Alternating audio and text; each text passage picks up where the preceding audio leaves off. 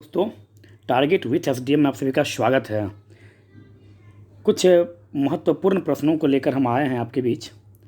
और आप इन वीडियो को देखते समय आप अधिक से अधिक प्रयास कीजिए जो इन प्रश्नों का आंसर मेरे देने से पहले आप इन प्रश्नों का आंसर खुद देकर आप अपनी तैयारियों की जांच कीजिए कि आपकी तैयारी किस हद तक, किस स्तर तक पहुंच चुकी है।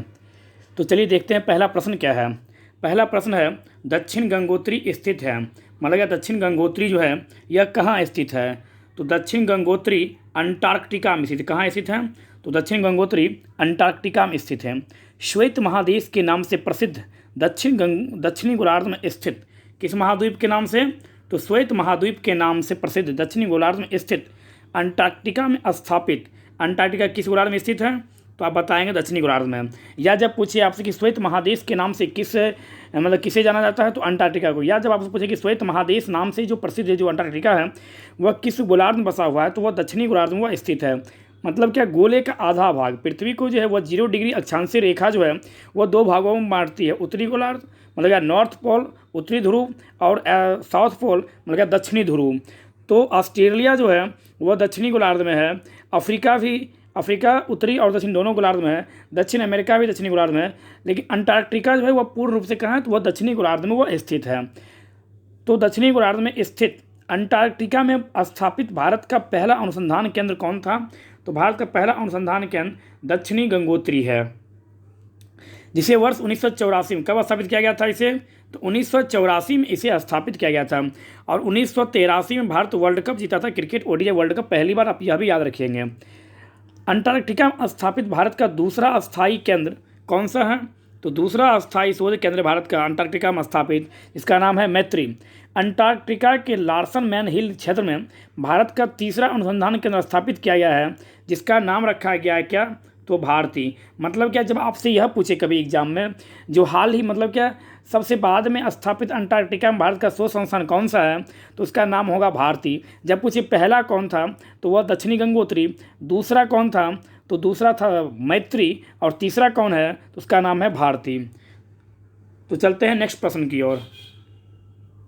दक्षिण ध्रुव शोध के लिए स्थापित प्रथम भारतीय स्टेशन का नाम बताइए। दक्षिण ध्रुवीय शोध के लिए स्थापित प्रथम भारतीय स्टेशन का नाम क्या है? तो दक्षिण गंगोत्री इसका आंसर हो जाएगा। कौन सा?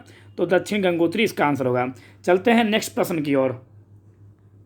भारत द्वारा अंटार्कटिका में हाल ही में निर्मित शोध संस्थान क्या, मतलब क्या शोध संस्थान जो है उसका क्या नाम है, या शोध स्टेशन जो है उसका क्या नाम है? तो अभी तो बतलाए थे हम, उसका नाम क्या है? भारती। सबसे अंत में किसका किया गया स्थापना? तो भारती का। और सेकंड में मैत्री का। और सबसे प्रथम तो दक्षिण गंगोत्री का। कहाँ किया गया? अंटार्कटिका में। यह आप याद रखिए, बहुत बार यह क्वेश्चन पूछा जा चुका है। यूपीपीसीएस हो, बीपीएससी हो, एमटीएस हो, तो इन सभी एग्जामों में यह कई बार प्रश्न यह पूछा जा चुका है। चलिए चलते हैं नेक्स्ट प्रश्न की ओर। कौन किसी जल निकाय में घनत्व प्रवणता को दर्शाती है? कौन किसी जल निकाय में घनत्व प्रवणता को दर्शाती है? तो पिक्नोक्लाइन जो है यह जल निकाय में घनत्व प्रवणता को दर्शाती है। कौन सा? तो पिक्नोक्लाइन जो है यह जल घनत्व में प्रवणता को दर्शाती है। पिक्नोक्लाइन किसी जल में निकाय में घनत्व प्रवणता को दर्शाती है। हेलोक्लाइन किसी जल के निकाय में स्थित लवणता को दर्शाती है। कौन? तो हेलोक्लाइन। जबकि थर्मोक्लाइन जो है वह किसी जल या वायु निकाय में गहराई के साथ तीव्र तापमान परिवर्तन को दर्शाती है। कौन सा? तो थर्मोक्लाइन का क्या काम है? तो थर्मोक्लाइन जो है वह जल या वायु के निकाय में गहराई के साथ तीव्र तापमान के परिवर्तन को दर्शाती है। कौन? तो थर्मोक्लाइन। हेक्लोक्लाइन क्या करती है? तो हेक्लोक्लाइन किसी जल निकाय में लवणता प्रवणता को दर्शाती है। और पिक्नोक्लाइन क्या करती है? तो किसी जल निकाय में घनत्व प्रवणता को दर्शाती है। तो यहाँ पर आप याद रखें, इसका राइट आंसर क्या होगा?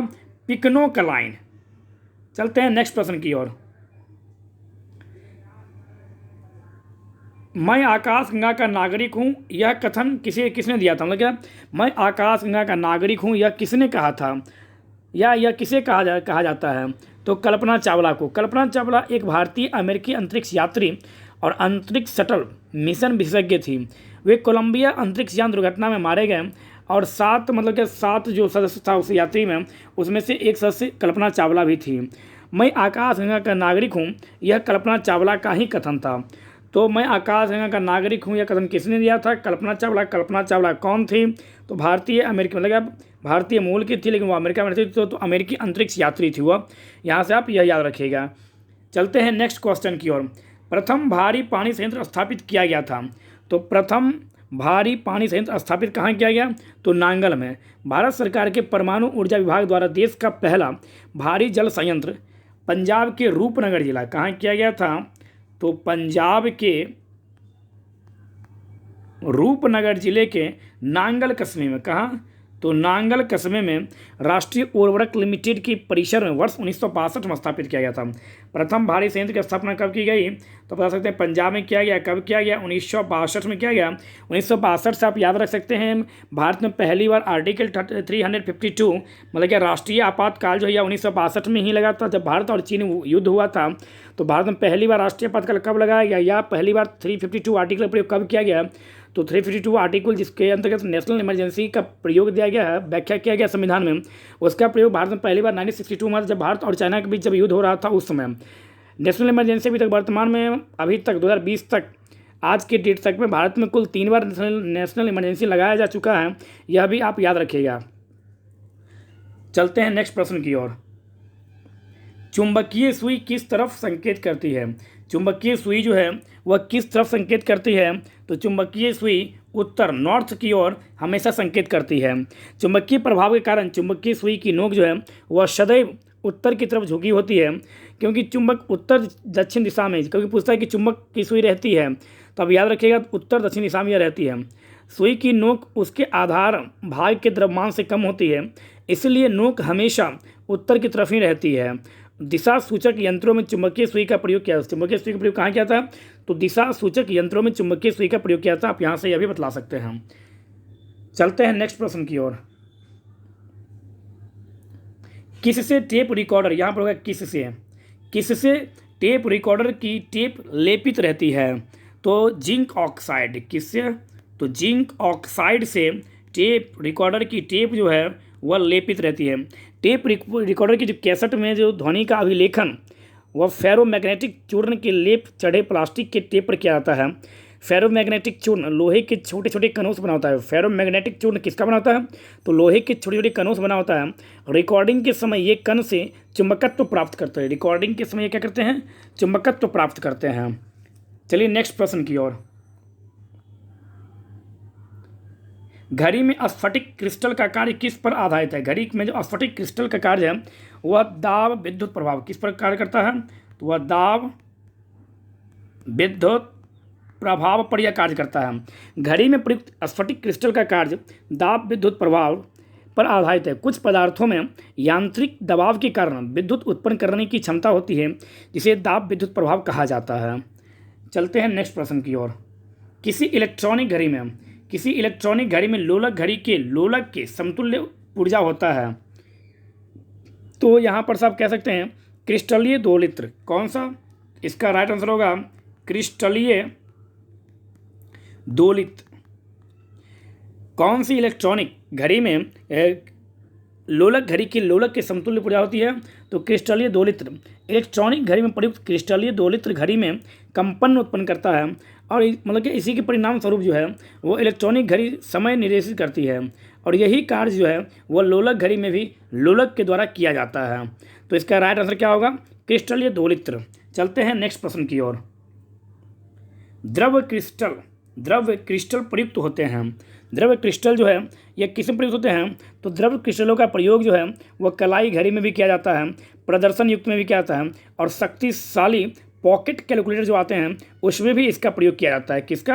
द्रव्य क्रिस्टल का जब पूछे प्रयोग तो आप वो बता सकते हैं कलाई घड़ी में भी किया जाता है, प्रदर्शन करने वाले जो युक्त मतलब यंत्र जो होता है उसमें भी किया जाता है, और पॉकेट कैलकुलेटरों में भी किया जाता है इसका प्रयोग। चलते हैं नेक्स्ट प्रश्न की ओर। नेशनल इंस्टीट्यूट ऑफ ओशनोग्राफी कहाँ है? नेशनल इंस्टीट्यूट ऑफ ओशनोग्राफी मतलब समुद्र विज्ञान का राष्ट्रीय संस्थान कहाँ है? तो समुद्र विज्ञान का राष्ट्रीय संस्थान जब भी पूछे आपसे तो आप बता सकते हैं समुद्र विज्ञान का राष्ट्रीय संस्थान जो है यह गोवा में स्थित है। आप यह भी बतला सकते हैं। और आप गोवा जो है, गोवा एक भारत का तटीय राज्य है। आप यहाँ से यह भी बता सकते हैं गोवा के राज्यपाल कौन है वर्तमान में, तो भगत सिंह कोश्यारी को अतिरिक्त प्रभार दिया गया है गोवा का, और वह वर्तमान में भी महाराष्ट्र के राज्यपाल हैं। गोवा के चीफ मिनिस्टर कौन हैं, तो गोवा के चीफ मिनिस्टर हैं प्रमोद सावंत। आप यहाँ से यह भी याद रख सकते हैं गोवा से। तो नेशनल इंस्टीट्यूट ऑफ ओशनोग्राफी कहाँ है, तो आप बता सकते हैं गोवा को। आप लोगों का यहाँ से प्यारा सा प्रश्न रहा, गोवा को किस वर्ष भारत में शामिल किया गया था, यह आप मतलब क्या बताने का प्रयास करेंगे आप। चलते हैं नेक्स्ट प्रश्न की ओर। समुद्र सूचना सेवाओं का भारतीय राष्ट्रीय केंद्र कहाँ है। समुद्र सूचना सेवाओं का भारतीय राष्ट्रीय मतलब Indian national centre for ocean information services. Indian national centre for ocean information services का मुख्यालय कहाँ है, तो आप बतला सकते हैं हैदराबाद में। हैदराबाद किस नदी किनारे स्थित है, तो हैदराबाद मूसी नदी किनारे स्थित है। हैदराबाद किसकी राजधानी है, तो हैदराबाद तेलंगाना राज्य की राजधानी है। आप यहाँ से यह भी बतला सकते हैं हैदराबाद किसकी राजधानी, तो तेलंगाना की। और तेलंगाना के राज्यपाल कौन है, तो डॉक्टर तमिलसाई सुंदरराजन। और वहाँ के चीफ मिनिस्टर कौन है, तो के चंद्रशेखर राव तेलंगाना के चीफ मिनिस्टर हैं। आप यहाँ से यह भी याद रखेंगे। चलते हैं नेक्स्ट प्रश्न की ओर। समुद्र प्रौद्योगिकी का राष्ट्रीय संस्थान कहाँ है। समुद्र प्रौद्योगिकी का राष्ट्रीय संस्थान national institute of ocean technology. Ocean technology का मुख्यालय कहाँ है, तो यह चेन्नई में है। कहाँ है यह, तो यह चेन्नई में है। कौन सा, तो national institute of ocean technology मतलब समुद्र प्रौद्योगिकी का राष्ट्रीय संस्थान कहाँ स्थित है, तो चेन्नई में। तो आप बता सकते हैं चेन्नई जो है वह मद्रास मतलब क्या, मद्रास का नाम बदल कर, किसका नाम बदल कर, तो मद्रास का नाम बदल कर चेन्नई किया गया। आपको यहाँ से यह भी पता होना चाहिए। चलते हैं नेक्स्ट प्रश्न की ओर। केंद्रीय उच्च तिब्बत अध्ययन संस्थान कहाँ है। केंद्रीय उच्च तिब्बत अध्ययन संस्थान, तो यह कहाँ है, तो केंद्रीय उच्च तिब्बत संस्थान जो है यह वाराणसी में है। और सब्जी अनुसंधान संस्थान कहाँ है, तो यह भी बनारस में है। आप यहाँ से यह भी याद रखेंगे बनारस से, बनारस मतलब क्या, वाराणसी। नेक्स्ट, इंदिरा गांधी विकास अनुसंधान संस्थान कहाँ है। इंदिरा गांधी विकास अनुसंधान संस्थान यह मुंबई में है। इंदिरा गांधी विकास संस्थान कहाँ है, तो यह मुंबई में है। राष्ट्रीय मनोस्वास्थ्य एवं तंत्रिका विज्ञान संस्थान कहाँ है। राष्ट्रीय मनोस्वास्थ्य एवं तंत्रिका विज्ञान संस्थान का मुख्यालय यह बेंगलुरु में है। कहाँ है यह, तो यह बेंगलुरु में है। नेक्स्ट क्वेश्चन की ओर चलते हैं हम लोग। नेक्स्ट क्वेश्चन है केंद्रीय अंग्रेजी एवं विदेशी भाषा संस्थान कहाँ है। केंद्रीय अंग्रेजी एवं विदेशी भाषा संस्थान का मुख्यालय कहाँ है, तो केंद्रीय अंग्रेजी एवं विदेशी भाषा संस्थान का मुख्यालय हैदराबाद है। आप बता सकते हैं हैदराबाद इसका मुख्यालय है। और हैदराबाद से भी तुरंत हम लोग पढ़े देखे थे Indian national centre for ocean या ओशियन इंफॉर्मेशन सर्विसेज मतलब समुद्र सूचना सेवाओं का भारतीय राष्ट्रीय केंद्र कहाँ है, तो वह भी हैदराबाद में है। और केंद्रीय अंग्रेजी तथा विदेशी भाषा संस्थान का मुख्यालय कहाँ है, तो केंद्रीय अंग्रेजी एवं विदेशी भाषा संस्थान का जो मुख्यालय है इसका मुख्यालय भी हैदराबाद में है। हैदराबाद से आप याद रख सकते हैं राष्ट्रीय भूभौतिकी अनुसंधान संस्थान का मुख्यालय कहाँ है, तो राष्ट्रीय भूभौतिकी अनुसंधान संस्थान का मुख्यालय हैदराबाद है। और हैदराबाद किस नदी किनारे स्थित है, तो हैदराबाद मूसी नदी किनारे स्थित है। आप यहाँ से यह भी याद रखेंगे। हैदराबाद से आप याद रख सकते हैं सेंटर फॉर डीएनए। कौन सा, तो centre for DNA, centre for DNA fingerprinting and diagnostics का मुख्यालय कहाँ है, तो इसका मुख्यालय भी हैदराबाद ही है। कोशिकीय तथा आणविक जीव विज्ञान केंद्र, कोशिकीय तथा आणविक जीव विज्ञान केंद्र का मुख्यालय कहाँ है, तो कोशिकीय तथा आणविक जीव विज्ञान केंद्र का मुख्यालय भी हैदराबाद है। आप यहाँ से हैदराबाद से यह भी याद रख सकते हैं। और बनारस से तो आपको पता ही होगा, बनारस से मतलब क्या, वाराणसी से, तो केंद्रीय उच्च तिब्बत अध्ययन संस्थान बनारस में है। सब्जी संस्थान जो है वह बनारस में है। और डीजल लोकोमोटिव वर्क्स जो है इसका मुख्यालय भी कहाँ है, तो इसका मुख्यालय भी बनारस में है। चलते हैं नेक्स्ट प्रश्न की ओर। साइंस सिटी किसे कहा जाता है। साइंस सिटी के नाम से कोलकाता को जाना जाता है। और हाईटेक सिटी किसे कहा जाता है, तो हाईटेक सिटी के नाम से हैदराबाद को जाना जाता है। Hi tech city Hyderabad, science city Kolkata. और रॉकेट प्रक्षेपण केंद्र कहाँ है, थुम्बा तिरुवनंतपुरम। और केंद्रीय औषधि संस्थान कहाँ है, तो केंद्रीय औषधि संस्थान जो है यह लखनऊ में है। आप यहाँ से, और केंद्रीय वित्त संस्थान भी लखनऊ में है। तो आप यहाँ से इस प्रकार से कुछ प्रीवियस ईयर के कुछ महत्वपूर्ण प्रश्नों को हम लोग देखने का प्रयास किए हैं, और हम उम्मीद करते हैं कि मेरे आंसर देने से पहले आप लोग आंसर देके अपनी तैयारी को परख सकते हैं, जांच सकते हैं कि आपकी तैयारी किस हद तक, किस स्तर तक पहुँच चुकी है। और यदि आपको वीडियो अच्छा लगे तो आप शेयर कीजिए, लाइक कीजिए, कमेंट्स कीजिए, अन्यथा आप ना लाइक कीजिए, ना शेयर कीजिए, ना कमेंट्स कीजिए। धन्यवाद।